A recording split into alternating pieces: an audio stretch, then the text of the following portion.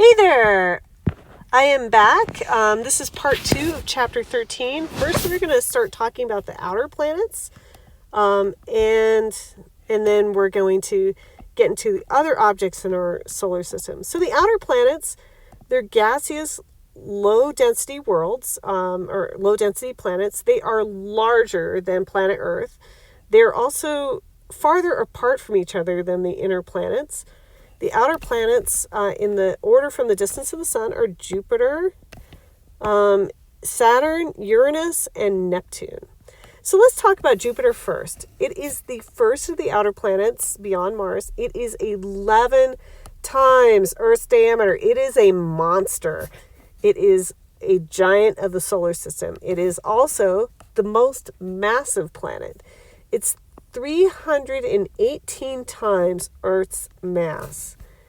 Its composition, can you imagine what the gravity is going to be like on that? Man, thing is beast.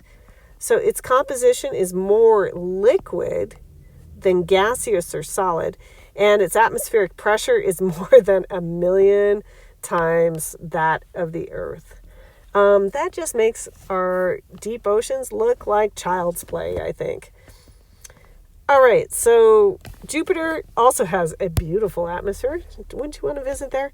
It's only 82% hydrogen, helium, and 1% methane and ammonia. I mean, my goodness, you'd be dead in seconds. There's no definite surface on Jupiter, and, unlike the, Mars and Venus and Mercury, its core is made of iron, nickel, and other minerals, very similar to the other planets in our solar system. And the other thing is, because of Jupiter's thick atmospheric blanket, its daytime and nighttime temperatures are about the same for equal altitudes above its surface. So, again, it has this nasty atmosphere. Its second layer is liquid hydrogen. Try swimming around in that. Third layer is liquid metallic hydrogen. And then deep in the interior, we have this iron silicate that's equal to 10 to 15 of Earth's masses.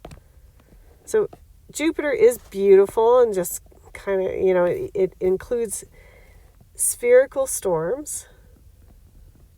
And Jupiter is the king of the moons. It has 70 widely varying moons. There's Io. The first one's Io. Then we have Europa. Then we have Ganymede and Callisto. So Europa is special. It has an ice-capped ocean, which is exciting because anytime you think about water on another planet, you may have life. Now, it might be slimy, primitive life, but we may have life. So, anyway, so that Europa's cool. Europa's cool. It may have life. It looks like it has water and ice-capped ocean. So that's what's exciting about Europa. Otherwise, I don't expect you to memorize any of the other 70 planets, 70 moons of Jupiter. Now, Saturn also has a lot of moons, too, and it is known for the most easily seen rings in our solar system, and it is about twice as far from Earth as Jupiter is. Its diameter is about 10 times that of Earth. It also has the lowest density of all the planets. If we had this massive bathtub, and we filled it up with water, Saturn would float. It's the only one that would. So its density is only 0. times that of water. Again, it has rings of ice-covered particles, and it's almost 10 astronomical units from the sun. Its rings are thought to be bits of moon that may have never formed, or remnants of moon torn apart by possibly tidal forces. The inner parts of the ring, travel faster than the outer part of the ring system. And that's true for any satellite around another planet. So things that orbit other planets are called satellites. Most of the time we think of satellites as artificial, but they can be natural as well. It could be some type of object circling another planet. So the debris that makes up the rings orbit independently of the other rocks that are orbiting it.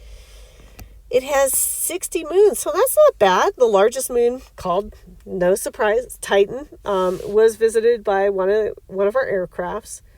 There are lakes and streams of methane and rocks made of water ice. Now the outer planets, another one of the outer planets is Uranus. So Uranus is kind of weird. So it's tilted 98 degrees of the orbital plane.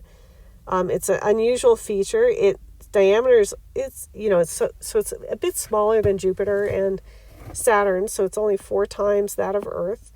And it has a really faint ring system. And it has a methane atmosphere. It's a cold place. Neptune lies beyond Uranus. Its diameter is 4 times that of Earth, but it's somewhat smaller than Uranus. Its atmosphere is mainly hydrogen and helium, and it has an elongated elliptical path around the sun. So our former planet, it is now known as a dwarf planet.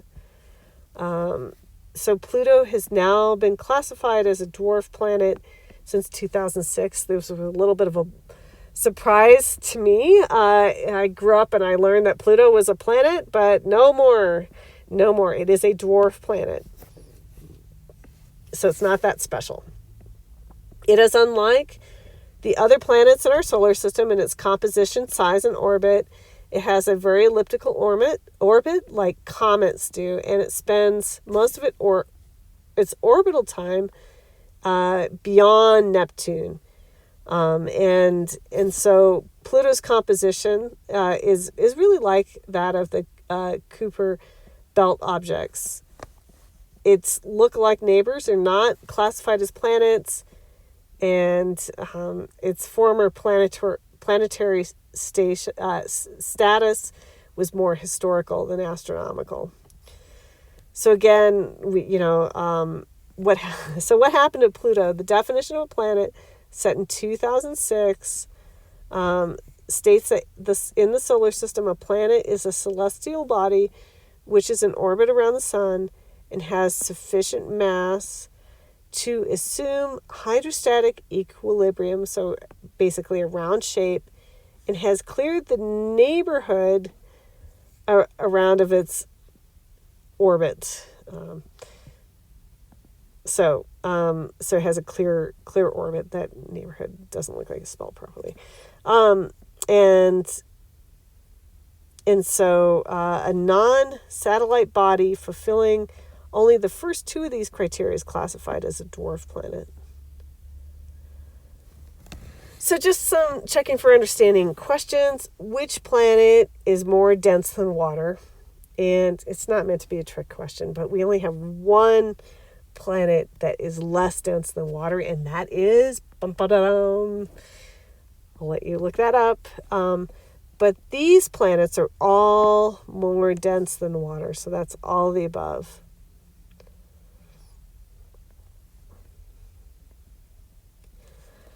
So, all right, let me pause here, and that's all for now. And the